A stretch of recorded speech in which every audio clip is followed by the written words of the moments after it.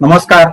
आज के इस ऑनलाइन जूम मीटिंग में उपस्थित सभी मान्यवर, स्पाइर फोरम और उनके सहयोगी संस्थाओं के सभी पदाधिकारी तथा सभी वॉलंटियर्स और सभी ऑफिस कर्मी, इन सब का मैं यहाँ शुक्रिया अदा करता हूँ कि जिन्होंने आज मुझे उनका मंच साझा किया और मुझे आज green building and alternative energy sources इस विषय पर मेरा यहाँ मत रखने के लिए आज हम लोग इस जूम मीटिंग के द्वारा मिल रहे हैं। मैं सबसे पहले मेरा यहाँ पर परिचय करवा दूंगा। मैं विद्यमान में professor Ram Meghe college of engineering and management Badnera, यहाँ पे सिविल डिपार्टमेंट के यहाँ पर विभाग प्रमुख करके और असिस्टेंट प्रोफेसर करके काम करता हूँ। अटल टिंकरिंग लैब जो है हमारी हाई स्कूल में, यहाँ पर मैं मेंटर करके भी मेरी सेवा यहाँ पर देता हूँ। उसके अलावा इंफ्रास्ट्रक्चर डेवलपमेंट के लिए डीन के तौर पे भी मैं मेरे कॉलेज में मैं मेरा काम देखता हूँ। इसके अलावा हमारा जो इंटरनल क्वालिटी एश्योरेंस सेल है, वहां पर भी मैं एज ए सेल मेंबर करके मेरी सेवा दे रहा हूँ। और हमारी एक और सहयोगी संस्था है मिशन IAS, जिसके संचालक डॉक्टर नरेश चंद्र काठोरे जी, ये भी आज के मीटिंग में यहाँ उपस्थित है। उसके लिए मैं स्पिरिचुअल एंड मोटिवेशनल ट्रेनर करके भी काम करता हूँ। इसके अलावा जो हमारे संपर्क में आने वाले विद्यार्थी है, उनका विकास करने के हेतु एक प्रूवन विक्ट्री नॉलेज टेक्निक यानी सिद्ध विजय ज्ञान तंत्र, इस विषय पे हमने एक संस्था की मैंने शुरुआत की है। इसके अलावा Indian society for environment friends, भारतीय पर्यावरण मित्र संगठना, यह सोसाइटी की स्थापना हमने अमरावती में की है और उसके जरिए हम लोग अमरावती और हमारे रीजन में पर्यावरण की अलग अलग गतिविधियां को हम लोग अंजाम देते हैं।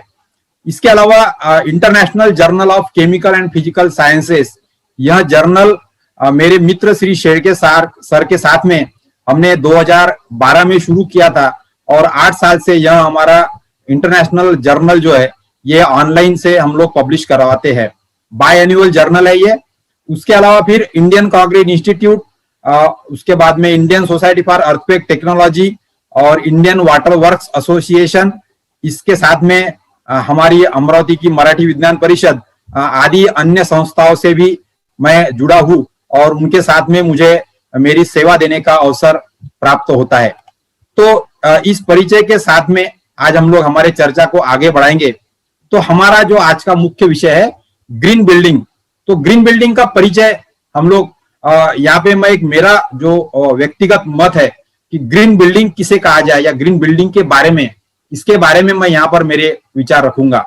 एक green building is environmentally responsible. तो ये सबसे महत्वपूर्ण विषय हमें यहाँ ध्यान में देना है कि पर्यावरण को संरक्षण को ध्यान में रखते हुए पर्यावरण का जो भी खुद में जो एक बैलेंस है उसको कायम रखते हुए जो बिल्डिंग खड़ी है, ऐसे बिल्डिंग को हम लोग प्रारंभिक तौर पे ग्रीन बिल्डिंग कह सकते हैं।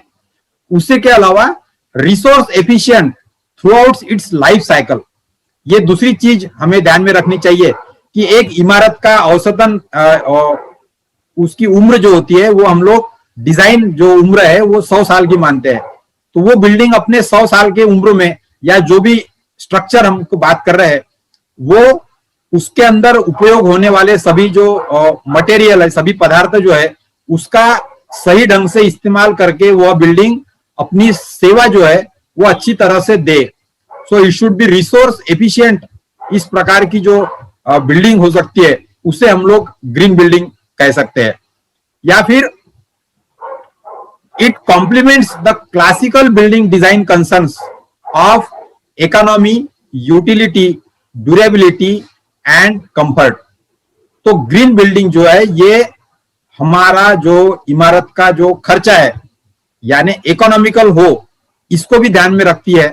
उस इमारत का जो उपयोग हो, यूटिलिटी जो है वो भी हमारा परमोच्च हमें मिलना चाहिए, उसका भी ध्यान रखा जाता है। बिल्डिंग ऐसी हो कि जो सालों साल तक अच्छी व्यवस्था में टिकी रहे और जो आराम हम लोग इमारत से चाहते हैं वो हमें इमारत से मिले। ऐसी जो बिल्डिंग है जो पर्यावरण को और अपनी उम्र भर जो उसका जो उपयोग है वो देने के लिए तत्पर हो, इस प्रकार से ऐसी बिल्डिंग, उसे हम लोग ग्रीन बिल्डिंग कह सकते हैं। तो सामान्य तौर पे हमें ये विषय दिखता है कि ग्रीन बिल्डिंग का शब्द एकदम ग्रीन शब्द से लेके पर्यावरण से ही जुड़ा है। अब ये जो ग्रीन बिल्डिंग है, इसका क्लाइमेट चेंज के ऊपर क्या असर होता है, तो मैं यहाँ ज्यादा विस्तार में इन सब चीजों को नहीं रखूंगा, लेकिन the successful adoption of green building strategies can maximise both the economic and environmental performance of the building. ये मुख्य उद्देश्य हमारा ग्रीन बिल्डिंग बनाने के पीछे का है। यदि हम लोग ग्रीन बिल्डिंग का जो संकल्पना है इसको हम लोग उपयोग में लाते हैं, तो हमारा जो क्लाइमेट चेंज यानी हमारा पर्यावरण बदल जो हो रहा है, हमारा जो जलवायु में बदल आ रहा है, बदलाव जो आ रहे हैं, इससे होने वाले प्रभावों को हम लोग कम कर सकते हैं। और इसके लिए हमें ग्रीन बिल्डिंग का जो कंसेप्ट है ये अपनाना चाहिए। The energy used to heat and power our building leads to the consumption of the large amount of energy mainly from the burning fossil fuels, oil and natural gas and coal. हमारे इमारत में इस्तेमाल होने वाली सभी प्रकार की जो ऊर्जा के जो स्रोत है हमारे, उन स्रोतों को हमको बनाए रखने के लिए हम लोग हमारा ऑयल से आने वाली एनर्जी या नेचुरल गैस से बनने वाली एनर्जी या कोयले से बनने वाली जो एनर्जी है, इसका इस्तेमाल करके हम लोग फॉसिल फ्यूल को हम लोग जला रहे हैं, और उसके कारण से हमारा पर्यावरण पर गलत प्रभाव पड़ रहा है, जिसके वजह से हमारा क्लाइमेट चेंज हो रहा है। और यह क्लाइमेट चेंज यदि हमको रोकना है तो ग्रीन बिल्डिंग ये हमारा एक जरिया है कि ग्रीन बिल्डिंग को अपनाने से हम लोग जलवायु बदलाव जो है इसके अंदर कुछ प्रमाण में कमी ला सकते हैं। तो इस धारणा से भी हमें ग्रीन बिल्डिंग का एडॉप्शन करना चाहिए। अब ये ग्रीन बिल्डिंग का जो कंसेप्ट है, इसे हम लोग यदि ज्यादा गहराई में समझेंगे, so this generates the significant amount of carbon dioxide, the most widespread green house gas. So buildings in the US contribute 38.1% of the nation's total carbon dioxide emission. तो ये एक यूएस का आंकड़ा है। यूनाइटेड स्टेट में 48% जो इमारतें हैं ये बनाने के वजह से जो कार्बन डाइऑक्साइड का इमिशन हमारे वातावरण में हो रहा है, पर्यावरण में हो रहा है, उसके लिए बिल्डिंग कंस्ट्रक्शन की जो एक्टिविटी है, इमारत का बनाने का जो काम है, इसके लिए लगने वाले सभी रिसोर्सेज, सभी मटेरियल, सभी टेक्नोलॉजी, सभी क्रिया प्रतिक्रिया है, इनके वजह से हमारा जो कार्बन डाइऑक्साइड है इसका इमिशन हमारे बढ़ता है। और आप सभी को पता है कि कार्बन डाइऑक्साइड एक ग्रीन हाउस गैस है, जिसके वजह से हमारे वातावरण का जो तापमान है, टेम्परेचर जो है, ये टेम्परेचर हमारा बढ़ता है। और यदि इस इफेक्ट को भी हमको यदि कम करना है तो इमारतें बनाना तो हम रोक नहीं सकते हैं, लेकिन इमारतों को इस प्रकार से बनाया जाए कि उनको बनाते समय जो हमारा कार्बन फुटप्रिंट बन रहा है, जो कार्बन का इमिशन होना है, वो कार्बन का इमिशन हमारा कम से कम रहे। तो इस चीज को ध्यान में रखते हुए यदि हम लोग इमारतें बनाएंगे तो हम लोग ग्रीन बिल्डिंग का जो कंसेप्ट है उसको हम लोग वास्तव में उतार सकते हैं। अब ये green buildings are design to reduce the overall impact of the built environment on the human health and the natural environment. प्रभाव हमारा पड़ता है क्योंकि जलवायु परिवर्तन को हम लोग थोड़ा सा रोक रहे हैं ग्रीन बिल्डिंग के कंसेप्ट के वजह से, और हमारे पर्यावरण में जो हमारा जो अलग अलग हमारी त्रासदियां हो रही है, उनको भी हम लोग ग्रीन बिल्डिंग के तहत कुछ रोक सकते हैं। इसके अलावा फिर जो हमारे पर्यावरण के अलग अलग जो स्रोत है, उसमें मुख्यतः ऊर्जा स्रोत, पानी का स्रोत और अन्य स्रोत जिनका हम लोग उपयोग इमारत के कंस्ट्रक्शन के लिए करते हैं, इसका भी रिडक्शन होता है उपयोग में। इस प्रकार से हमें ग्रीन बिल्डिंग का कंसेप्ट ध्यान में रखना चाहिए ताकि पर्यावरणीय ऊर्जा, पर्यावरणीय व्यवस्था और उपस्थित जलवायु, इसका संरक्षण हो। इसको ध्यान में रखते हुए हमें ग्रीन बिल्डिंग का कंसेप्ट ध्यान में रखना चाहिए। तो ये जो ग्रीन बिल्डिंग है, इसके लिए हम लोग क्या क्या कर सकते हैं? So protecting the occupant health and improving the employee productivity. आज ग्रीन बिल्डिंग के तरफ देखने का एक बड़े जो कॉर्पोरेट्स है उनका एक इशू बदल गया है, ताकि हमारे फर्म में काम करने वाले सारे कर्मचारी जो है उनकी हेल्थ अच्छी हो और उनकी जो उपयोगिता है, उनकी जो काम करने की कार्यक्षमता है वो अच्छी बनी रहे। इसके हिसाब से भी एक अच्छा एटमॉस्फेयर और एक अच्छी इमारत कर्मचारियों को दी जाए, इस डायरेक्शन से भी हम लोग ग्रीन बिल्डिंग के कंसेप्ट के तरफ काफी लोग आज अभी कॉर्पोरेट्स लोग जो है वो देखने लगे हैं, ताकि बिल्डिंग के तरफ देखने के बाद में हमें यह एहसास नहीं होना चाहिए कि ये बिल्डिंग हमारे पर्यावरण को कुछ तकलीफ दे रही है या कुछ धोखा पहुंचा रही है। तो इस परिप्रेक्ष्य में हमें इमारत का बांधकाम जो है, इमारत का जो कंस्ट्रक्शन है वो हमें करना चाहिए, ताकि हमारा ये मकसद रहे कि इमारत बनाते समय कम से कम वेस्टेज तैयार हो, यानी कचरा जो है किसी भी प्रकार का जो हम लोग कहेंगे तो कम से कम वेस्ट तैयार हो, पोल्यूशन कम से कम हो और पर्यावरण का दोहन भी ना हो या कम से कम हो। रोक तो नहीं सकते हम लोग, लेकिन पर्यावरण का दोहन भी कम हो, पर्यावरण में जो पोल्यूशन हो रहा है, प्रदूषण हो रहा है वह भी कम हो और इमारत बनाते समय हमारा वेस्टेज जो है वह भी कम हो। इन तीन उद्देश्यों को रख के भी हम लोग इमारत ग्रीन बिल्डिंग का कंसेप्ट जो है वो इसे समझ सकते हैं। तो ऐसी बिल्डिंग जहां ये इन सब चीजों का ध्यान रखा जाता हो उसको हम लोग ग्रीन बिल्डिंग के कंसेप्ट में हम लोग समझ सकते हैं।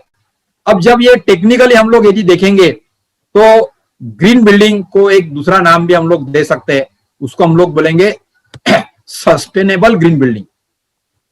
तो सस्टेनेबिलिटी यानी चिरस्थायी स्वभाव, कोई भी चीज एक बार बनाने के बाद में वो उसी व्यवस्था में लंबे समय तक बनी रहे, यह जो सस्टेनेबिलिटी है यह हमारे बिल्डिंग में होनी चाहिए।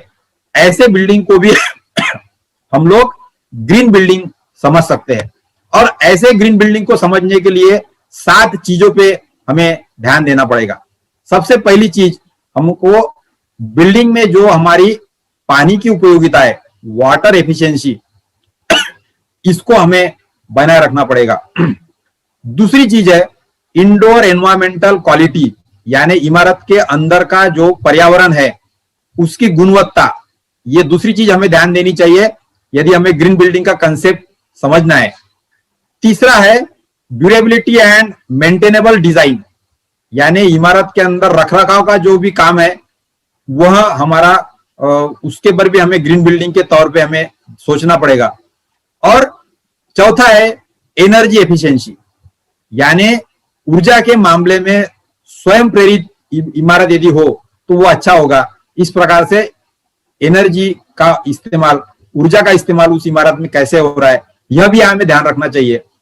पांचवा मुद्दा हमें ध्यान रखना चाहिए जो है इको फ्रेंडली मटेरियल यूज, यानी पर्यावरण को ज्यादा नुकसान न पहुंचाने वाले जो मटेरियल है उनका इस्तेमाल इमारत में हो।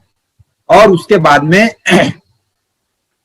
वेस्ट रिडक्शन, यानी कम से कम यहां से हमारा जो सॉलिड वेस्ट है, कचरा जो है, किसी भी प्रकार का वेस्ट मटेरियल का उत्पादन ज्यादा न हो और जो इमारत है ये लंबे समय तक अपने स्थिति में बनी रहे। ऐसे 7 चीजों को यदि हम लोग ध्यान में रखेंगे तो किसी भी बिल्डिंग को हम लोग ग्रीन बिल्डिंग के कंसेप्ट के जरिए समझ सकते हैं। अब ये हर एक मुद्दे को हमको धीरे धीरे समझना पड़ेगा और फिर हम लोग किसी बिल्डिंग को हम लोग ग्रीन बिल्डिंग कह सकते हैं। अब ये ऐसे 7 कंसेप्ट को यदि हमको समझना है तो उसके लिए मैं यहाँ पर 7 नई चीजें रखना चाहूंगा कि जब हम लोग ग्रीन शब्द का इस्तेमाल कर रहे हैं, ग्रीन मीन्स क्या है, तो उसका सीधा सीधा अर्थ यहां होता है ग्रीन मीन्स नेचर फ्रेंडली, यानी जो निसर्ग से मित्रता बनाए रखे ऐसे कार्यकलाप, इनका इस्तेमाल जहां पर सबसे ज्यादा हो उसे हम लोग ग्रीन कह सकते हैं। ग्रीन का मतलब यहां शब्दशः हरा इस प्रकार से या रंग के हिसाब से नहीं है, तो यहां है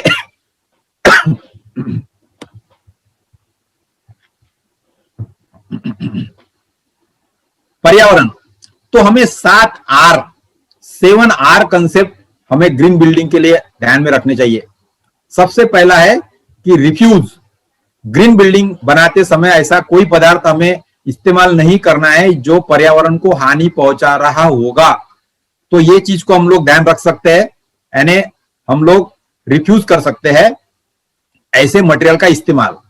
दूसरा है रिड्यूस। हम लोग यदि रोक नहीं सकते पूरी तरह से उस मटेरियल का उपयोग, तो हम लोग कम से कम उसका इस्तेमाल कम कर सकते हैं। सो रिड्यूस, ये हम लोग ध्यान में रख सकते हैं बिल्डिंग का डिजाइन करते समय। या फिर हम लोग नहीं वैसा कर सकते तो हम लोग रीयूज का भी सोच सकते हैं कि जो मटेरियल रिसाइकल किया हुआ हो उसका इस्तेमाल हम लोग कैसे करें इमारत में, ताकि हमारा कार्बन फुटप्रिंट जो है या जलवायु प्रभाव जो है वो हमारा इमारत का कम रहे। सो हम लोग रिसाइकल मटेरियल को फिर से वापर कर सकते हैं क्या, यह भी हम लोग सोच सकते हैं। या फिर हम लोग रिपेयर, यानी कुछ चीजों को फिर से बना के फिर से उसका इस्तेमाल हम लोग कर सकते हैं क्या, इस ढंग से भी हम लोग सोच सकते हैं। या फिर रीडिस्ट्रीब्यूट, या कुछ ऐसे मटेरियल या कुछ ऐसी क्रिया है जिसको हम लोग किसी दूसरे जगह पे फिर से इस्तेमाल ला सकते हैं, तो उस ढंग से भी हम लोग सोच सकते हैं रीडिस्ट्रीब्यूट। या फिर हम लोग जो हमारे इमारत के जो भी मटेरियल है या इमारत बनाने की जो टेक्नोलॉजी है उसके अंदर हम लोग कुछ रिसाइकलिंग कर सकते हैं क्या, यानी कहीं पे जो इस्तेमाल नहीं हो रहा है या कहीं से वेस्ट बन रहा है वो हम लोग दूसरे जगह पे ले जाके उसको इस्तेमाल करेंगे। सो इस ढंग से रिसाइकल। या फिर हम लोग रिस्टोर, यानी किस चीज को फिर से हम लोग पुनः संचय उसका कर सकते हैं क्या, और उससे हम लोग कुछ नया कर सकते हैं क्या। तो ग्रीन बिल्डिंग का कंसेप्ट यदि हमको संजोगना है तो हमें reuse, reduce, reuse, repair, redistribute, recycle and restore, इन 7 आर को यदि हम लोग ध्यान में रखते हैं तो हम लोग हमारे इमारत बनाने की प्रक्रिया को थोड़ा सा नेचर फ्रेंडली बना सकते हैं और उसी को हम लोग ग्रीन कह सकते हैं। तो इस परिप्रेक्ष्य में यदि 7 आर को हम लोग ध्यान रख सकते हैं तो फिर हमें समझना पड़ेगा कि ऐसी ग्रीन बिल्डिंग यदि हमें बनाना है तो उसके गोल क्या होंगे। तो गोल्स फॉर ग्रीन बिल्डिंग के जो गोल्स कुछ दिए हैं यहाँ पे कुछ संस्थाओं ने, उसमें है लाइफ साइकिल असेसमेंट। किसी बिल्डिंग को हमें ग्रीन बिल्डिंग यदि का दर्जा यदि देना है तो उसका पूरे समय तक उस बिल्डिंग का असेसमेंट होना चाहिए और वो हर समय में ग्रीन बिल्डिंग के कंसेप्ट को संजोए है कि नहीं है, यह हम लोग ध्यान में रख सकते हैं। या फिर siting and structural design efficiency, जो इमारत का जो डिजाइन है उसका भी कार्य प्रभाव कैसा है, उसकी एफिशिएंसी कैसी है, यह भी हमको ध्यान में रखना चाहिए ग्रीन बिल्डिंग बनाते समय। दूसरा है हमें एनर्जी एफिशिएंसी, यानी ऊर्जा का उसके अंदर जो उपयोग हो रहा है वो कार्यक्षम ढंग से हो रहा है कि नहीं हो रहा है, यह भी हमें एक उद्देश्य के तौर पे रखना चाहिए ग्रीन बिल्डिंग बनाते समय। देन वाटर एफिशिएंसी, यानी पानी के उपयोग के बारे में कार्यक्षमता उस इमारत में है कि नहीं, इसको भी हमें ध्यान में रखना चाहिए। देन मटेरियल एफिशिएंसी, यानी जो इमारत बनाने के लिए जो हम लोग अलग अलग लकड़ी, लोहा, गिट्टी, सीमेंट और प्लास्टिक या अन्य प्रकार के ग्लास यहां हम लोग इस्तेमाल करते हैं, तो उसका भी कार्य प्रभाव कैसा है, यह ध्यान में रखते हुए हमें उसका इस्तेमाल करना चाहिए सही ढंग से। उसके अलावा फिर हमारे इमारत के अंदर का जो वातावरण है, इंडोर एनवायरमेंटल क्वालिटी, उसको भी हमें हर समय पे ध्यान में रखना चाहिए कि वो सही ढंग से कार्य उपयोगी और ह्यूमन बीइंग के लिए अच्छा और चिरस्थायी और जलवायु प्रभाव को कम करने वाला हो। सो इंडोर क्वालिटी को भी हमें ध्यान में रख के ग्रीन बिल्डिंग का डिजाइन करना चाहिए। इसी के साथ में उस इमारत को खड़ा करने के बाद में उसका ऑपरेशन और मेंटेनेंस, इसका भी खर्चा कम से कम रहे, तो यह भी चीज हमें ध्यान रखनी पड़ेगी। नहीं तो बिल्डिंग तो आपने बना दी लेकिन उसको मेंटेन नहीं यदि आप कर पा रहे हो तो वो बिल्डिंग सही मायने में हम उसको ग्रीन बिल्डिंग नहीं कर सकते, क्योंकि उसे बार बार फिर से आपको रिपेयर करने के लिए या ग्रीन बनाए रखने के लिए हमें फिर से पैसे खर्चा करने पड़ रहे हैं। तो यह भी हमें ध्यान रखना चाहिए, यानी सस्टेनेबिलिटी हमें ध्यान में रखनी चाहिए किसी बिल्डिंग को ग्रीन बिल्डिंग कहते समय। और आखिरी है हमारा वेस्ट रिडक्शन, यानी उस इमारत को बनाते समय किसी प्रकार का अपव्यय ना हो, किसी भी पदार्थ का, कोई भी चीज हमारी वेस्ट ना हो, या किसी भी नैसर्गिक संपत्ति का हमें उसके ऊपर गैर उपयोग ना हो। इन चीजों को, इन उद्देश्यों को ध्यान में रखते हुए यदि हम लोग किसी बिल्डिंग को डिजाइन करने के लिए सोचेंगे तो हम लोग उस बिल्डिंग को ग्रीन बिल्डिंग बना सकते हैं।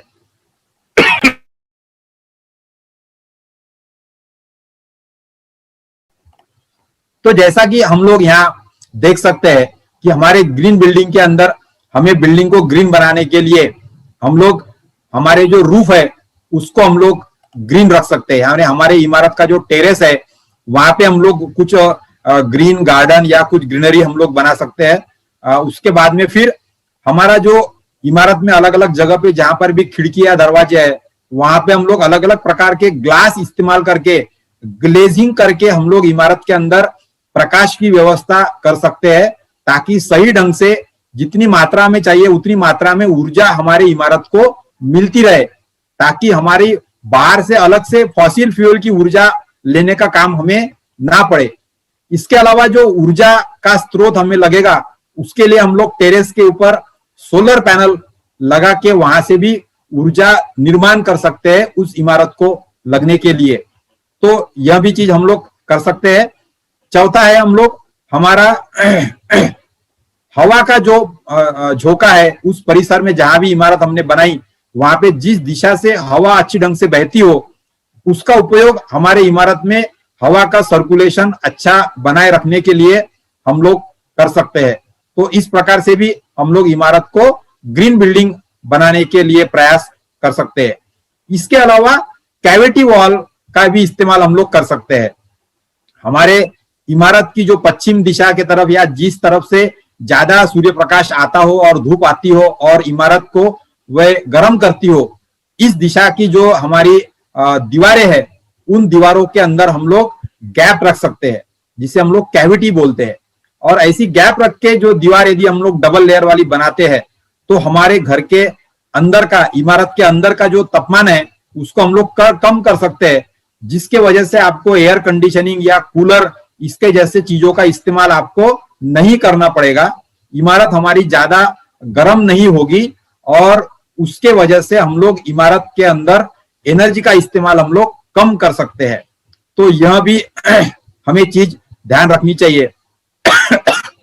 इसके अलावा फिर हम लोग हमारा पानी का जो इस्तेमाल है इमारत के अंदर या इमारत के बाहर, वहां पर हमारी ग्रीनरी हम लोग कैसे बना सकते हैं, लैंडस्केपिंग हम लोग कैसे डिजाइन कर सकते हैं, ताकि इमारत के बाहर का भी जो एटमॉस्फेयर है वो थोड़ा ठंडा रहे और हमें ग्रीन इफेक्ट जो हम लोग कहला रहे हैं वह हमें ग्रीन बिल्डिंग से मिलना चाहिए। इसके अलावा फिर हमारे इमारत के अंदर के जो इंटीरियर पैनल है तो वहां पे हम लोग सीलिंग के ऊपर भी हमारे ऊर्जा का जो हीट है वो हमारी इमारत में कम से कम आए, उसके लिए भी हम लोग कुछ ट्रीटमेंट कर सकते हैं। तो यह चीज भी हमने इमारत के अंदर समाविष्ट करनी है। या फिर इसके अलावा हमारे जो खिड़कियां और दरवाजे हैं उसको जो हम लोग सन शेडिंग देते हैं, जो सज्जे बनाते हैं या जो भी हम लोग बालकनी निकालते हैं या जो भी हमारा पोर्च या ओवरहैंग होता है उसका भी डिजाइन इस प्रकार से हो कि हमारी छाव जो है वो इमारत पे बनी रहे और सही मात्रा में प्रकाश और हवा अंदर आए, ताकि नेचुरल एनवायरनमेंट हमारा इमारत के हम लोग आसानी से बना सके। उसके लिए किसी आर्टिफिशियल वस्तुओं का या फिर आर्टिफिशियल अतिरिक्त ऊर्जा का हमें इस्तेमाल ना करना पड़े। इन चीजों को ध्यान में रखते हुए यदि हम लोग इन सब चीजों को यदि डिजाइन कर पाए तो हम लोग हमारी इमारत को ग्रीन बिल्डिंग बना सकते हैं। यानी रूफ हो गया, विंडो हो गए, सज्जा हो गया, हमारा सोलर पैनल हो गया, विंड डायरेक्शन का यूज हो गया, cavity wall construction, water efficiency और सीलिंग का ट्रीटमेंट और हमारे आजू बाजू में नेचुरल लैंडस्केपिंग का ट्रीटमेंट, इन सब से हम लोग इमारत को ग्रीन बिल्डिंग के तरफ ले जा सकते हैं। अब यहाँ पर आप देखेंगे कि ये ग्रीन बिल्डिंग का एक सेक्शन मैंने दिखाया है। तो यहाँ पे हम लोग हमारे वाटर का रिसाइकलिंग कर रहे हैं। यहाँ पर नेचुरल वेंटिलेशन का भी इस्तेमाल किया गया है ताकि इमारत के अंदर ठंडी हवा अंदर घुसे और गर्म हवा जो है वो बाहर निकल जाए। ये पीला जो आप देख रहे हैं यहाँ पर, ये आप यहाँ देख सकते हैं, यहाँ पर एक अतिरिक्त दीवार बनाई गई है ताकि बाहर का एटमॉस्फेयर से अंदर का टेम्परेचर जो है वो हम लोग कंट्रोल कर सके, या फिर हम लोग अंदर का जो हवा का जो प्रभाव है, फैलाव है, उसे भी हम लोग नियंत्रित कर सकते हैं। इसके अलावा हमारे जो जितने भी टॉयलेट्स या बाथरूम है वहां पर हम लोग पानी किस प्रकार से बचा सकते हैं, इसको भी हमें ध्यान रखना पड़ेगा। और ऐसे इमारत का जो ऊपर का रूफ है, ये इस रूफ को हमें सोलर पैनल लगा के हम लोग ऊर्जा का निर्माण कर सकते हैं। तो इस प्रकार का यदि उपयोग या एप्लीकेशन हम लोग किसी इमारत में करते हैं तो हम लोग उसे ग्रीन कंसेप्ट के तरफ ले जा सकते हैं। तो ऐसी ग्रीन बिल्डिंग को यदि हमको समझना है तो इसे हम लोग दूसरे विचार भी समझ सकते हैं, जिसे कहा जाता है सस्टेनेबल और ग्रीन आर्किटेक्चर। तो जब एक आर्किटेक्ट या एक इंजीनियर किसी बिल्डिंग को डिजाइन करता है तो उसे इन चीजों को ध्यान में रखना चाहिए कि हमारी जो बिल्डिंग है इसके अंदर रियूज हुआ कि नहीं हुआ, सोलर एनर्जी इस्तेमाल हो रही कि नहीं हो रही है, विंड एनर्जी इस्तेमाल हो रही कि नहीं हो रही है, कार्बन फुटप्रिंट जो बन रहा है इमारत के इस्तेमाल से वो कम है कि नहीं है, और उसके अंदर किसी प्रकार का कचरे का निर्माण बड़े पैमाने पर नहीं हो रहा है। इस प्रकार से उस इमारत के अंदर ऊर्जा की जो खपत है वह भी कम हो रही है। इन चीजों को ध्यान में रखते हुए यदि कोई आर्किटेक्ट या कोई इंजीनियर इमारत का डिजाइन करता है तो वे उसे सस्टेनेबल आर्किटेक्चर या ग्रीन बिल्डिंग कंसेप्ट के तरफ ले जा सकता है। अब ये ऐसा यदि करना है तो आपको इमारत के अंदर पानी बचाने के अलग अलग तरीकों का इस्तेमाल डिजाइन करना पड़ेगा। आपको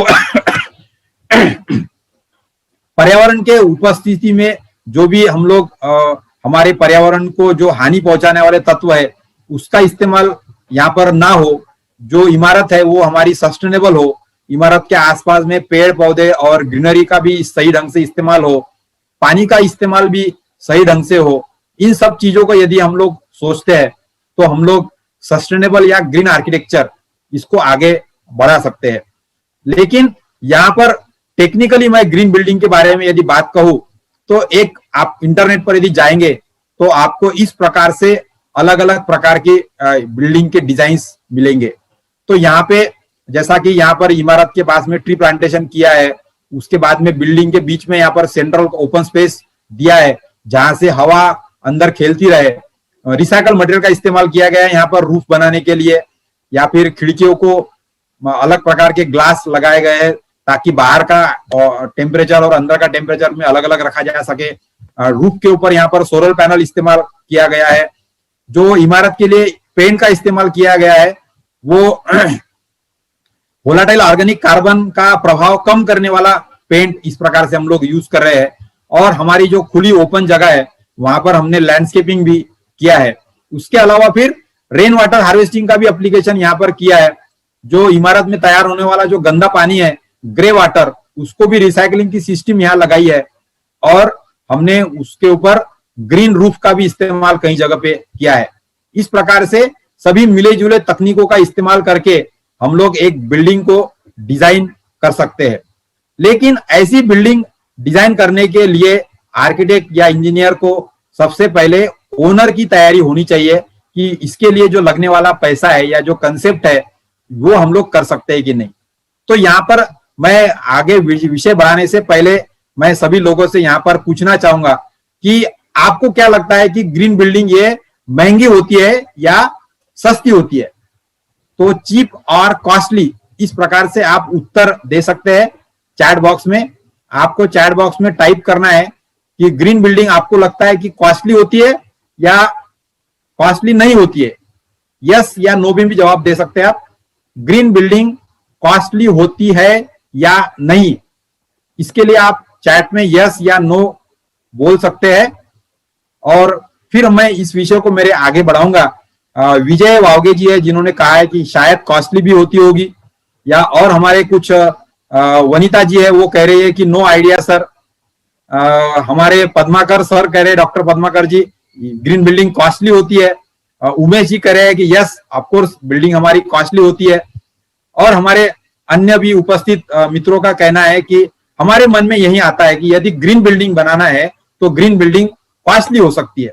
लेकिन इसीलिए मैं मेरा व्यू यहाँ पे रखना चाहूंगा कि ग्रीन बिल्डिंग का प्लानिंग हम लोग करें तो हमको लगता है कि अरे कितनी बढ़िया बिल्डिंग होगी और ये सभी चीजें उसके अंदर होगी।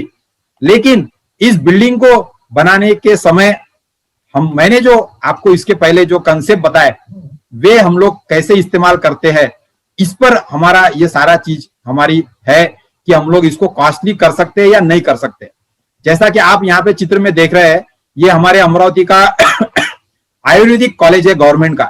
यहाँ पे सोलर पैसिव आर्किटेक्चर का इस्तेमाल किया गया है और यहाँ पर सारी खिड़कियां 1.5 से 2 फीट अंदर है और इसके ऊपर हमारा सोलर पैसिव आर्किटेक्चर की हमारे जो सेल्फ रोटेटिंग फैन होते हैं वो लगाए हैं और इमारत में की पूरी जो गर्म हवा है वो बाहर निकाल के इस बिल्डिंग को ठंडा रखने के हिसाब से प्रयास किया गया है। तो इसी प्रकार के कुछ डिजाइन्स है जिनका इस्तेमाल यदि हम लोग करेंगे तो एकदम से बिल्डिंग की जो कॉस्ट है वो ज्यादा नहीं बढ़ती है।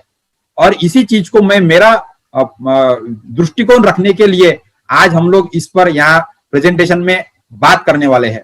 तो हमें पता चलता है कि ग्रीन बिल्डिंग के लिए या ग्रीन बिल्डिंग डिजाइन करने के लिए हमें किन चीजों का इस्तेमाल करना चाहिए, किन टेक्नोलॉजी का इस्तेमाल करना चाहिए। उसमें है सोलर एनर्जी का इस्तेमाल हम लोग कर सकते हैं। हम लोग गंदा जो पानी है उसका भी पुनर्वापर कर सकते हैं, effective use of grey water कर सकते हैं। ग्रीन रूफ का भी हम लोग इस्तेमाल कर सकते हैं या हमारी खिड़कियां को ग्लेजिंग अलग ढंग से कर सकते हैं। रेन वाटर हार्वेस्टिंग हम लोग इमारत में कर सकते हैं। कैविटी वॉल का कंस्ट्रक्शन हम लोग इमारत में कर सकते हैं या फिर सेंट्रल ओपन स्पेस हम लोग रख सकते हैं। हमारे घर के आसपास में ट्री और प्लांटेशन लगा सकते हैं। क्रीपर्स और बालकनी के अंदर भी पेड़ और आसपास में भी लैंडस्केपिंग कर सकते हैं। एलईडी लाइट का इस्तेमाल हम लोग कर सकते हैं। रिसाइकल मटेरियल हम लोग इस्तेमाल कर सकते हैं और नॉन वोलाटाइल पेंट जो है नेचुरल इको फ्रेंडली पेंट इसका भी इस्तेमाल हम लोग कर सकते हैं। तो ये सारी टेक्नोलॉजी तो हमें पता है, लेकिन फिर भी इमारत का इस्तेमाल बनाते समय इसका इस्तेमाल आज कम होता दिखाई देता है। इसका मुख्य कारण यह है कि इन तकनीकों की तरफ देखने का हमारा दृष्टिकोण थोड़ा सा ऐसा है कि हमें लगता है कि इनमें ज्यादा खर्चा आता होगा और उस खर्चे को देखते हुए भी हम लोग इन सब चीजों को इस्तेमाल करने के लिए आगे नहीं आते। तो जैसा कि आपने देखा कि आप सोलर एनर्जी के पैनल आप लगा सकते हो या फिर आप ग्रे वाटर के लिए इस प्रकार से रिसाइकलिंग वाले टैंक बना के पानी का रिसाइकलिंग आप लोग कर सकते हो। यहाँ पर आप देखेंगे कि आपका जो भी बाथ टब है, बेसिन, सिंक, वॉशिंग मशीन, आपका किचन का सिंक, आपका टॉयलेट, बाहर का पानी, गार्डनिंग का पानी, ये सारा पानी यहाँ पर एक जगह पे जमा होकर हमने टंकी में जमा किया और यहाँ पे उसको फिल्टर करके फिर से उसको रिसर्कुलेट किया और हम लोग फ्लशिंग के लिए, वॉशिंग के लिए फिर से हम लोग इसको जैसा वॉशिंग के लिए, फ्लशिंग के लिए और गार्डनिंग के लिए इसको रीयूज कर सकते हैं। तो इस तकनीक का भी इस्तेमाल हम लोग ग्रीन बिल्डिंग के अंदर, ग्रीन बिल्डिंग के संकल्पना में कर सकते हैं। इसके अलावा हमारी जो भी अंदर की बालकनियां है और ये टेरेस है, वहां पर हम लोग ग्रीन ग्रास की ट्रीटमेंट भी दे सकते हैं ताकि इमारत का जो तापमान है वो बढ़े ना और इमारत ठंडी रहे। तो यह भी एक आसान प्रयास हम लोग कर सकते हैं। मैंने कई मित्रों के यहाँ देखा है, उन्होंने अपने टेरेस के ऊपर गार्डन बनाया है। या हम लोग इस प्रकार से रेन वाटर हार्वेस्टिंग भी कर सकते हैं। हमारे छत पे गिरने वाला पानी जो है उसको जमा करके हम लोग उसे बड़े टंकी के अंदर, जमीन के अंदर जमा भी कर सकते हैं या फिर हम लोग हमारे बोरवेल या कुएं के अंदर उसे फिर से पुनर्भरण के लिए छोड़ भी सकते हैं। तो रेन वाटर हार्वेस्टिंग सिस्टम भी हम लोग हमारे इसके लिए लगा सकते हैं। इस प्रकार से हम लोग इमारत के बीचों बीच भी यदि खुली जगह रखते हैं तो ये तो हमें हर बार पॉसिबल नहीं होगा, लेकिन हमारे घर के अंदर ज्यादा से ज्यादा हवा खुलती रहे और पेड़ों के जरिए कुछ एयर वेंटिलेशन हमारे इमारत के अंदर आए, इस प्रकार का डिजाइन यदि हम लोग कर सकते हैं तो हम थोड़ा सा नेचुरल एनवायरनमेंट हमारे इमारत के अंदर बना सकते हैं। और मैंने जैसा बताया कि यहाँ पे कैविटी वॉल का भी कंस्ट्रक्शन हम लोग कर सकते हैं। तो यहाँ पर एक बाहरी दीवार जो है हमारी, पर्टिकुलरली साउथ और पश्चिम और दक्षिण दिशाओं की, जिस तरफ से ज्यादातर सूर्य प्रकाश हमारे भारत में आता है और हमारी बिल्डिंग गर्म होती है, इस प्रभाव को रोकने के लिए हम लोग इमारत के दीवार के अंदर यहाँ पर कुछ इंसुलेशन का मटेरियल इस्तेमाल कर सकते हैं। या फिर हम लोग गैप भी छोड़ सकते हैं। यदि 4-4 इंच की 2 दीवारें भी हम लोग बनाते हैं तो हम कैविटी वॉल बना के हमारा तापमान हम लोग कम कर सकते हैं। हमारे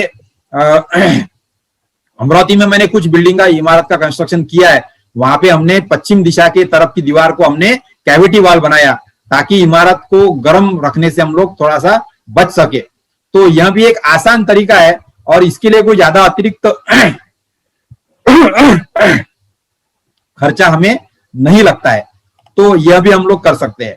उसके अलावा फिर ट्री प्लांटेशन, यह तो हमें सभी को पता है कि हम लोग बिल्डिंग के आसपास में ग्रीनरी ज्यादा बनाए रखें तो हमें ज्यादा अच्छा नेचुरल एनवायरनमेंट मिलेगा।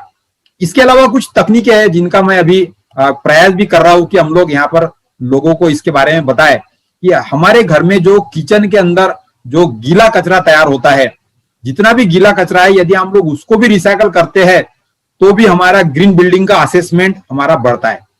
तो यदि ग्रीन बिल्डिंग को हम लोग पॉइंट के अंदर मिलाए तो कंपोस्टिंग किचन वेस्ट के जरिए हम लोग यदि करते हैं हमारे घर में, तो भी आप बिल्डिंग को थोड़ा सा ग्रीन बना रहे हो, यह हमें ध्यान में रखना चाहिए। तो इस प्रकार से कंपोस्टिंग को इस्तेमाल करके भी हम लोग हमारा कार्बन फुटप्रिंट है हमारे इमारत का, उसे हम लोग कम कर सकते हैं। यह आप एक इमारत देख रहे हैं जो मेरे कॉलेज की इमारत है, जिसको मैंने ही डिजाइन किया और मैंने ही उसको 16 महीने में कंस्ट्रक्ट करवाया।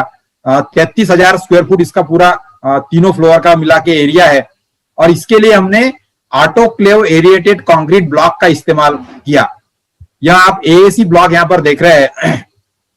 तो एएसी ब्लॉक यह फ्लाई ऐश से बना हुआ इमारत का मटेरियल है, जिसके वजह से हमारा जो इमारत की दीवारें है ये ऑटोक्लेव एरिएटेड कंक्रीट की वजह से यहाँ पे हमारा खर्चा भी बचता है। 17% सेविंग होती है। यदि हम लोग ईंटों का इस्तेमाल करेंगे तो आपका मिट्टी का गलत इस्तेमाल हो रहा है वहां पर, उसके बजाय हम लोग जो वेस्टेज है फ्लाई ऐश उससे बनी हुई जो ईंटें है, ब्लॉक्स है, concrete block, aerated concrete block, उसका इस्तेमाल हम लोग कर सकते हैं। और यह भी एक प्रयास है कि हम लोग वॉल कंस्ट्रक्शन के लिए ऑटोक्लेव एरिएटेड ब्लॉक यानी रिसाइकल मटेरियल का इस्तेमाल कर सकते हैं। इसके अलावा अभी कई जगह पे हमें रिवर की जो सैंड है उसके वजह से हम लोग देख रहे हैं कि नदी के अंदर कई त्रासदियां हमारी बन रही है, उसको रोकने के लिए हम लोग मैन्युफैक्चर्ड सैंड इसका भी इस्तेमाल कर सकते हैं। हमारे अमरावती में तो यहाँ पर एक आर्टिफिशियल सैंड बनाने का एक नया मैन्युफैक्चरिंग प्लांट लगा है, तो वे सब लोग हमें अभी आर्टिफिशियल सैंड का हम लोग इस्तेमाल कर रहे हैं। तो हमारी इमारत को हम लोग थोड़ा सा इको फ्रेंडली या सस्टेनेबल बना सकते हैं। इसी प्रकार से इमारत हमारी जो बिल्डिंग है उसके अंदर जितना भी हमारा कचरा तैयार होता है, वेस्टेज तैयार होता है, जैसा कि ईंटों का कचरा जो है हमारा, या फिर सिरेमिक टाइल्स का कचरा, या फिर कुछ पुरानी दीवारें गिला दी हमने, या जो हमने कुछ मुरूम वगैरह भी हमने खोद के निकाला है, कुछ वेस्टेज मटेरियल तैयार हो गया हमारे पास में, या कुछ लकड़ी है, कुछ मेटल है, कुछ पेपर है, कुछ मसाला है रेती सीमेंट का, या कुछ कंक्रीट के टूटे फूटे मटेरियल है, ऐसा जितना भी वेस्टेज होता है तो एक ग्रीन बिल्डिंग में इसका भी हम लोग रीयूज कर सकते हैं। तो यह सारे इस्तेमाल हम लोग ग्रीन बिल्डिंग के लिए यदि हमने किया तो हम लोग हमारी बिल्डिंग का इम्पैक्ट जो है नेचर के ऊपर वह कम कर सकते हैं। तो इस तरह से हमें यह भी ध्यान रखना चाहिए कि कई शहरों में तो अभी यह सुविधा उपलब्ध हो गई है कि बिल्डिंग का वेस्टेज यदि आप दे देते हो तो उसको पूरा क्रशिंग करके, उसको मैकेनिकल ग्राइंडर करके, उसका सेग्रीगेशन करके आपको अलग अलग ग्रैन्यूल्स के तरीके आपको रेत, गिट्टी या फिर फिलर मटेरियल के तौर पे आपको मटेरियल अलग से रिसाइकल करके भी मिलता है। कई बड़े मेट्रो सिटीज में यह सुविधा उपलब्ध है। तो इमारत बनाते समय हमें रिसाइकलिंग रखना चाहिए ताकि हम लोग इन्वायरमेंट का इम्पैक्ट जो है वो कम कर सके। कई जगह पे हम लोग इमारत में बनने वाला जो कचरा है इसे भी हमें यदि रिसाइकल करते हैं तो भी हम लोग इमारत को ग्रीन बिल्डिंग बना सकते हैं। तो इसके लिए भी हमें वेस्टेज जो है उसको सही ढंग से अलग अलग जमा करने का, उसको अलग अलग सुविधाओं तक पहुंचाने का, रिसाइकल करने के लिए, और रिसाइकल करके उसका फिर से पुनर्उपयोग होना चाहिए। तो जिससे हम लोग गैस बना सकते हैं, या फिर फ्यूल ऑयल, क्रूड ऑयल बना सकते हैं, या फिर ऊर्जा भी बना सकते हैं। इसके लिए भी हमें ध्यान रखना चाहिए कि इमारत में हम लोग किस प्रकार से इस प्रकार का पहलू इस्तेमाल कर सकते हैं। दूसरा है कि यदि आपकी कमर्शियल बिल्डिंग है तो वहां पे बनने वाला जो पेपर का कचरा है, पेपर वेस्ट, तो इसे भी हम लोग रिसाइकल करके उससे नया पेपर बनवा सकते हैं। आज टेक्नोलॉजी इतनी एडवांस हो चुकी है कि आप ऑफिस में ही इस प्रकार की मशीन लगा सकते हो ताकि आपका पूरा पेपर का वेस्ट आप रिसाइकल करके नए ब्लैंक वाले पेपर आपके प्रिंटर के लिए भी आप बना सकते हो। सो यह भी एक तरीका है कि जहां पे हम लोग वेस्ट रिसाइकलिंग का इस्तेमाल हम लोग इमारत में कर सकते हैं। उसके अलावा फिर रेन वाटर हार्वेस्टिंग का भी हम लोग अलग अलग तरीके से इस्तेमाल कर सकते हैं, जहां पे हमारा पानी जो है हम लोग जमा भी कर सकते हैं टैंक के अंदर, या फिर उसका जो ओवरफ्लो है वो हम लोग कुएं में या बोरवेल में भी छोड़ सकते हैं, या फिर गार्डनिंग के लिए भी हम लोग इस्तेमाल कर सकते हैं, या उसको लॉक टैंक में भर के हम लोग फ्लशिंग के लिए या हैंड वॉशिंग के लिए भी हम लोग यूज कर सकते हैं।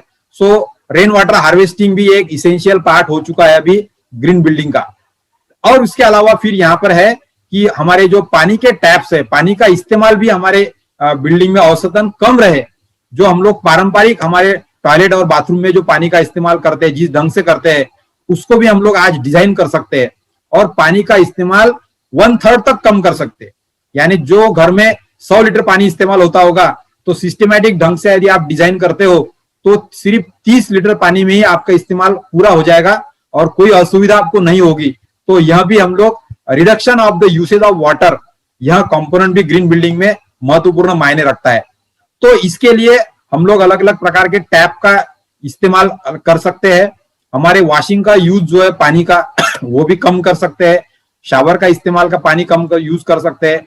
गार्डनिंग के लिए या लीकेजेस के थ्रू होने वाला जो पानी है वह भी हम लोग कम कर सकते हैं, ताकि हमारा ओवरऑल पानी का इस्तेमाल जो है वो हमारे बिल्डिंग में कम हो।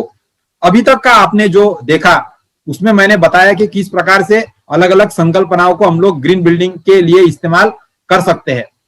अभी इसके लिए ज्यादा खर्चा लगता है। इस चीज को मैं यहाँ थोड़ा सा बताना चाहता हूं कि यदि हमें हमारे इमारत की सही ढंग से कार्य क्षमता मिलती है और लंबे समय तक हमारा जो मेंटेनेंस है और वो इमारत को चलाने का जो खर्चा है, ऑपरेशनल कॉस्ट, वे कम होती है, तो हम लोग अच्छा काम कर सकते हैं। तो यह आपको दिख रहा है मेरा घर यहाँ पर आपको दिख रहा है, और यह रविनगर में जो मेरा घर है उसको मैंने ग्रीन बनाने की कोशिश की है, जो मैं आपके सामने यहाँ शेयर कर रहा हूं। तो सबसे पहले मैंने यहाँ पर किया कि मेरे घर के ऊपर मैंने 3 किलोवाट का सोलर पैनल इंस्टॉल किया है। नेट मीटरिंग किया है मैंने 2017 में मैंने इसको ग्रीन बनाया था, और मेरा घर अभी 100% सोलर पे है। सिर्फ 110 रुपए महीना मेरा बिजली का बिल आता है। तो यह एक पैमाना है जहां हम लोग ग्रीन बिल्डिंग के तहत जा सकते हैं। दूसरा है यहाँ पर नेट मीटरिंग की वजह से जो मेरा धूपकाले में जो एयर कंडीशनिंग का खर्चा आता है वो मेरा साल भर में बराबर बैलेंस हो जाता है। तो इसलिए मुझे धूपकाले में कोई अतिरिक्त बिल मुझे इलेक्ट्रिसिटी का नहीं देना पड़ता है। तो यह भी हम लोग नेट मीटरिंग के बारे में ग्रीन बिल्डिंग में सोच सकते हैं। तीसरा है कि मैं यहाँ पर मेरे घर पे रोज के यहाँ पे जो सिटी में जो मेरा काम होता है रोजमर्रा का, उसके लिए मैं इलेक्ट्रिक की कार इस्तेमाल करता हूँ। मेरा कॉलेज मेरे घर से 12 किलोमीटर दूर है, तो रोज 12 किलोमीटर जाना और 12 किलोमीटर आना तो 24 किलोमीटर के लिए मैं अकेला कार चलाते जाता हूँ, या कोई कभी कार पुलिंग भी होता है। तो वहां पर मेरा जो पेट्रोल खर्चा होता था उसको कम करने के लिए मैंने 2017 में इलेक्ट्रिक की कार महिंद्रा E2O प्लस इसको मैंने लिया, और 70 पैसे किलोमीटर पड़ता है। इसके अंदर एयर कंडीशनिंग भी है और सारे अच्छे कार के फीचर्स है, और हम लोग इस प्रकार से भी हमारा जो ऊर्जा का इस्तेमाल है पेट्रोल का इस्तेमाल है उसका इंपैक्ट भी, क्योंकि हम ही हमारे घर के मेंबर है, तो हम भी ये ध्यान रखें कि हम लोग हमारे इमारत का इंपैक्ट कम करने के लिए क्या कर सकते हैं। तो यह एक प्रयास मैंने मेरे तरफ से किया है। इसके अलावा फिर इलेक्ट्रिक बाइक का इस्तेमाल, यह आपको हीरो NYX यह एक 2 व्हीलर दिख रही है। लिथियम आयन बैटरी का इस्तेमाल इसमें होता है और सिर्फ 15 पैसे किलोमीटर में यह चलती है। इसे चार्ज करने के लिए सिर्फ 1 यूनिट लगता है इलेक्ट्रिसिटी का, और उसके बाद में यह 60 किलोमीटर या नहीं तो कम से कम 50 किलोमीटर चलती है। तो इमारत के इस्तेमाल के समय भी इमारत में रहने वाले लोगों ने इन चीजों का भी ध्यान रखना चाहिए कि उनका भी एटीट्यूड पर्यावरण के संरक्षण के लिए यदि हो तो हम लोग ग्रीन बिल्डिंग का कंसेप्ट सही मायने में लगा सकते हैं। यह रेन वाटर हार्वेस्टिंग भी मैंने मेरे घर पे किया है, जिसका पानी हम लोग पहले टंकी में जमा करके फिर उसको ओवरहेड टैंक में चढ़ाते हैं, और बारिश के दिनों में तो हम लोग इसी का इस्तेमाल पूरी तरह से करते हैं। सिर्फ पीने का पानी हमें भरना पड़ता है, बाकी सारा पानी हम लोग रेन वाटर का ही इस्तेमाल करते हैं। सो यह भी हम लोग पुरजोर तरीके से हमारे घर में कर सकते हैं। इसके अलावा मैं मेरे घर में सूखा और गीला कचरा हम लोग अलग अलग जमा करते हैं, ताकि सिर्फ सूखा कचरा जो है उसमें से भी हम लोग पेपर और मेटल तो हम लोग रद्दी वाले को दे देते हैं, और उसके बाद में जो गीला कचरा है उसको हम लोग कंपोस्टिंग बना के उसका हम लोग खाद बनाते हैं। ताकि अभी तो मैंने टेरेस गार्डनिंग का भी काम जस्ट शुरू करना है, तो हम लोग ये आने वाले बारिश से टेरेस गार्डनिंग का भी काम हमारा पूरी तरह से शुरू हो जाएगा। तो यह कंपोस्ट से भी हम लोग हमारा ऊर्जा का जो प्रभाव है वो कम कर सकते हैं, हमारे टेरेस पे हम लोग ग्रीन गार्डन बना सकते हैं, और जिसके वजह से भी हम लोग हमारा बिल्डिंग को हम लोग ग्रीन बना सकते हैं। तो कंपोस्टिंग का भी इस्तेमाल हमने हमारे घर में करना चाहिए। इसी प्रकार से एलईडी ट्यूबलाइट और एलईडी लाइट का भी इस्तेमाल मैंने मेरे घर में किया है, इसके वजह से मेरा इलेक्ट्रिक का बिल वैसे ही कम हो गया है। तो सारे घर में हम लोग इस प्रकार का प्लानिंग भी कर सकते हैं कि एलईडी लाइट टेक्नोलॉजी का इस्तेमाल हमारे घर में हो, ताकि हमारी जो बिल्डिंग है वह ग्रीन रहे। और इसके साथ में फिर हम लोग अलग अलग प्रयासों को आगे बढ़ा सकते हैं। यह मेरे कुछ प्रयास है जहां पर मैंने ग्रीन बिल्डिंग के लिए रेन वाटर हार्वेस्टिंग का जो प्रमोशन किया था, पिछले 3-4 सालों से हम लोग थोड़ा बड़े पैमाने पे इसे चला रहे हैं। अलग अलग प्रदर्शनियों में जाके लोगों को रेन वाटर हार्वेस्टिंग के बारे में जानकारी दे रहे हैं, और उन्हें हम लोग बता रहे हैं कि आप लोग कम खर्चे में आसानी से रेन वाटर हार्वेस्टिंग अपने घर पे कर सकते हो। सही ढंग से पानी का इस्तेमाल करने के लिए हम लोग हमारे घर के नोजल्स भी हम लोग चेंज कर सकते हैं। यहाँ पे ये नोजल्स है, ये मेरे घर में मैंने 2-3 नलों के जहां पर हमारा पानी का इस्तेमाल ज्यादा होता है वहां पे हमने स्पेशल नोजल लगाए, ताकि उस नोजल में से आने वाले पानी की वजह से पानी को प्लेट धोने के लिए, हाथ धोने के लिए, वॉशिंग के लिए कम पानी का इस्तेमाल होता है। तो यह भी एक प्रयास है कि आप यदि ग्रीन बिल्डिंग डिजाइन कर रहे हो तो आपके सारे टैप इस प्रकार के यदि स्पेशल नोजल वाले यदि होंगे तो पूरा पानी का इस्तेमाल ही हमारा इमारत में का कम हो जाता है। तो ये इस प्रकार के नोजल के लिए भी हम लोग इंस्टॉलेशन यदि करते हैं तो हमारा पानी का इस्तेमाल हम लोग इमारत में कम कर सकते हैं। और अभी हम लोग एक नया काम शुरू करने जा रहे हैं, जहां पे आपके रेसिडेंशियल बिल्डिंग के ऊपर 1 किलोवाट का मिनी सोलर मिनी टर्बाइन यह भी हम लोग अभी लगवा रहे हैं, जिसके वजह से आप घर पे ही 1 किलोवाट 3 किलोवाट या 5 किलोवाट तक की विंड एनर्जी यह भी इमारत में आप खड़ी कर सकते हो। आपको किसी को भी लगता है कि मेरे ग्रीन बिल्डिंग को ग्रीन बनाने के लिए, इको फ्रेंडली बनाने के लिए मुझे विंड पावर का इस्तेमाल यदि करना है, तो यह शहरों में भी हो सकता है। दोस्तों, आपके घर के ऊपर 20 या 30 फीट का पोल लगा के यह एक स्पेशल डिजाइन किया हुआ कंपनी का, ब्रांडेड कंपनी का विंड पैनल है, विंड फैन है, जो इस्तेमाल करके हम लोग 5 किलोमीटर प्रति घंटे की प्रति सेकंड 5 मीटर पर सेकंड की जो स्पीड से यदि हमारी है तो हम लोग ऊर्जा से हम लोग इलेक्ट्रिसिटी जनरेट कर सकते हैं। तो यह भी हम लोग कर सकते हैं। तो इस प्रकार का एक प्रोजेक्ट हमने अभी किया है। अभी मेरे घर पे भी मैं ये इस प्रकार का विंड टावर लगाने की कोशिश कर रहा हूं, और इस प्रकार से हम लोग अलग अलग तकनीकों का इस्तेमाल करके हमारे खुद को भी, हमारे जो एग्जिस्टिंग बिल्डिंग्स है उनको भी ग्रीन बिल्डिंग बना सकते हैं। तो मैंने आज के प्रेजेंटेशन में प्रारंभिक तौर पे ग्रीन बिल्डिंग का कंसेप्ट क्या है और किन तकनीकों का इस्तेमाल हो सकता है, और मैंने खुद के मेरे घर को ग्रीन बिल्डिंग बनाने के लिए मैंने कोशिश की है, और इस ढंग से हम लोग सभी प्रयासरत यदि रहे तो एक ट्रेंड बन सकता है कि जो हमारे बिल्डर्स या हमारे जो घर बनाने वाले कर्मी है, जो कंपनियां हैं, यह इस प्रकार के प्रयासों को और ज्यादा प्रसारित करे, सभी लोगों को इनकी जानकारी हो, और हम लोग धीरे धीरे करके हमारे इमारत को कुछ प्रमाण में तो भी ना 100% हम लोग ग्रीन बिल्डिंग तो नहीं रेटिंग ले सकेंगे, लेकिन हम लोग कुछ पैमाने में हमारे बिल्डिंग को ग्रीन बना सकते हैं। यहाँ पर मैंने टेक्नोलॉजी वाला जो पार्ट है कि ग्रीन बिल्डिंग की रेटिंग कैसी होती है, इसको मैंने यहाँ पर अवॉइड किया है। तो अलग अलग हमारी जो एजेंसीज है, जीसी है, लीड है, टेरी है, तो इनका यहाँ पर मैंने इस्तेमाल नहीं किया। तो हमारी कुछ संस्थाएं है जो संस्थाएं बिल्डिंग का रेटिंग करती है, और जो मैंने आपको पैमाने बताए 7 उन 7 पैमानों पे बिल्डिंग को जांचती है और उसके बाद में फिर आपको पॉइंट देती है, और पर्टिकुलर पॉइंट यदि आपको मिलते हैं तो आपके बिल्डिंग को ग्रीन बिल्डिंग का रेटिंग मिलता है। तो यह एजेंसी को हम लोग ऑफकोर्स हम लोग कॉल करके हमारे बिल्डिंग को ग्रीन रेटिंग के लिए जानकारी ले सकते हैं। तो यहाँ पे मैं सबसे आखिरी में बताना चाहूंगा कि हमारे मटेरियल का रिसाइकल मटेरियल का इस्तेमाल हमारी इमारत में हो जाए। हमारे बिल्डिंग के जो इक्विपमेंट है उसको हम लोग एनर्जी एफिशिएंट 5 स्टार रेटिंग वाले इस्तेमाल करें। सोलर एनर्जी का इस्तेमाल हमारे घर में करें। विंड एनर्जी का इस्तेमाल भी हम लोग कर सकते हैं, जैसा मैंने आपको बताया। रेन वाटर हार्वेस्टिंग हम लोग कर सकते हैं। पानी का इस्तेमाल रीयूज कर सकते हैं हम लोग। ग्रे वाटर का रिसाइकलिंग कर सकते हैं। किचन का वेस्ट हम लोग कंपोस्टिंग कर सकते हैं। हमारे आसपास ट्री प्लांटेशन कर सकते हैं।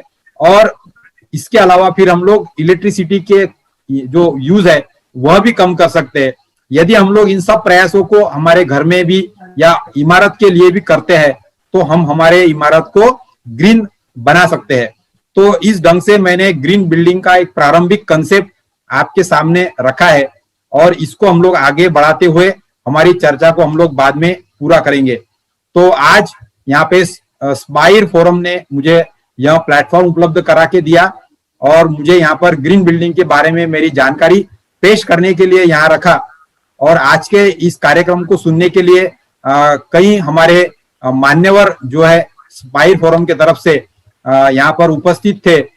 मैं उन सभी का यहाँ पर शुक्रिया अदा करता हूँ। आज के इस मीटिंग के लिए छाया वावगे जी, ज्ञानेश्वरी मुंडे जी, डॉक्टर पद्माकर जी, अभिषेक ताले जी, नरेश गुप्ता जी, नरेश चंद्र काठोले जी, स्वप्निल आलेकर जी और हमारे सभी स्पायर फोरम के यहाँ पे प्रतिभागी कर्मचारी, वॉलेंटियर्स, ऑफिसियर्स और अधिकारीगण, इन सबको मैं फिर से एक बार शुक्रिया करता हूँ और आपको इस कार्यक्रम को आगे बढ़ाने की विनती करता हूँ। धन्यवाद।